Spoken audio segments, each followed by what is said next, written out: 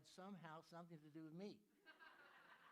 I caused her to become, she can walk on water after reading this book. But honestly, she has really journeyed with God.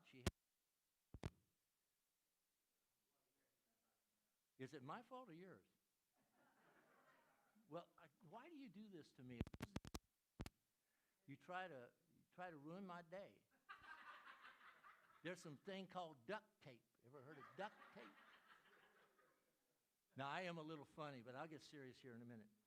Anyway, this deals with things like, will you submit to the Word of God? Will you submit to serve others? Will you submit to your unique design? God made every one of us different for a purpose. Sometimes we try to be like somebody else and we don't like ourselves, and we model ourselves after other people rather than Jesus. Jesus has made you uniquely. And will you yield to Jesus as Lord? And will you give up your rights?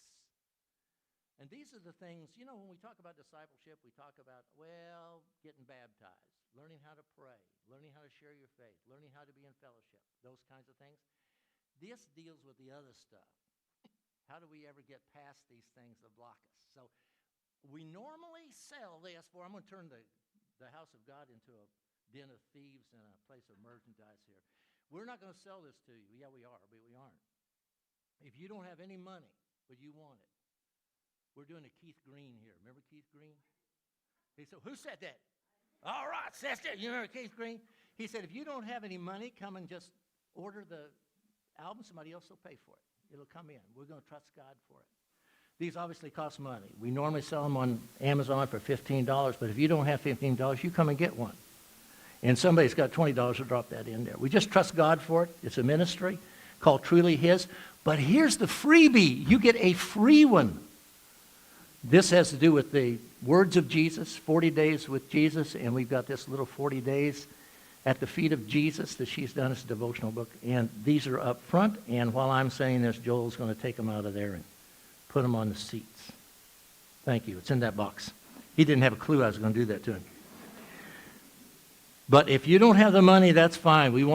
This is a ministry. We want the church to grow, not just by numbers, but we want them to grow nutritionally. Churches don't grow by numbers. They grow by nutrition. Healthy sheep have lambs. And the healthier you are, the more lambs will be produced. Got that idea? Now today I'm going to do something just a little bit different. I'm going to deal with a text that you all know. But do you ever have sometimes God speak to you about a text that you read forever and ever, and all of a sudden he gives you an idea about what it really means? And you go like, why Christians have flat foreheads and rounded shoulders? They go, well, I get it. So I was reading this, and I thought, the verse we're going to look at, I said, Jesus, that's the stupidest thing to say in the world. Now, it just seems like the stupidest thing to say in the world.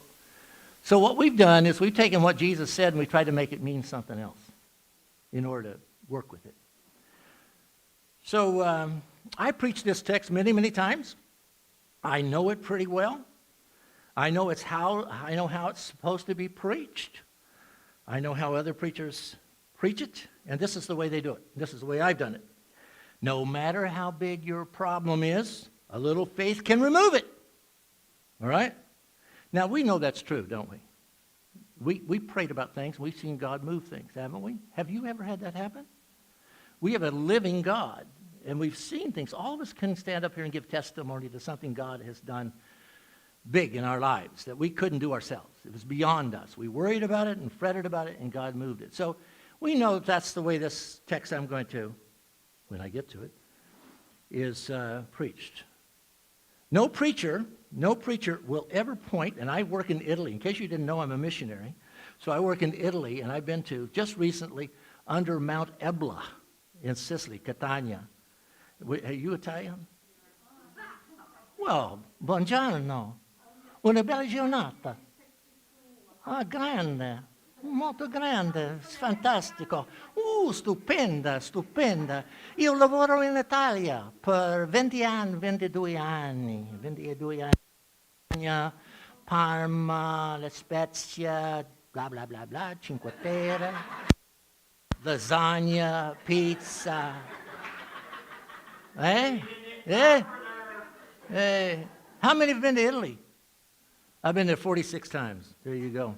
All right. So if we point to Vesuvius or Ebla, no preacher will do this. No preacher's got the guts and says, look, if you have a little bit of faith, you can remove that mountain.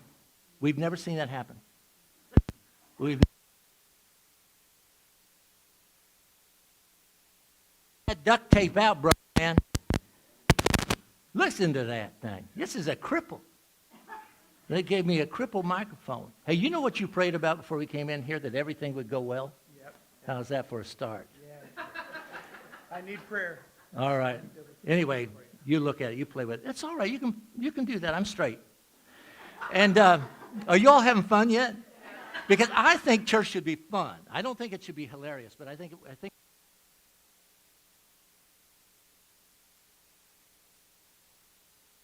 move a real mountain. But I say to you this morning, I will prove to you that most of you, or many of you, have moved mountains with a little bit of faith. Moved a mountain with a little bit of faith. How many are believers in Jesus? You've trusted Jesus. You sing Amazing Grace, and you know it's not just a bunch of words on a page. You've experienced Amazing Grace. A lot of people sing that song have never experienced it. But once you experience it, you understand what it is. Now, Matthew 17, verse 20. You know that text, but you all Calvary Chapel people, and I know how Calvary Chapel works. They're an expositional church. They teach through the scriptures, right? But I'm a guest preacher. I don't have to do that. I say whatever I want to say. All I have to do is have a really good sermon and a fast car. It's all I have to say. All right? Matthew 17:20 says this, and you've all learned it and memorized it. Your mama taught it to you. And he said to them, because of the littleness of your faith, for truly I say to you, if you have faith the size of a mustard seed. Now in another place he talks about a mulberry bush, but here he talks about a mountain. If you have faith as little as the size of a mustard seed, you will say to this mountain, move from here to there. Move from here to there, and it will move, and nothing will be impossible to you. All right, so I just want to tell you something that I wish Jesus hadn't have said that. I just wish he hadn't have said that. That puts a real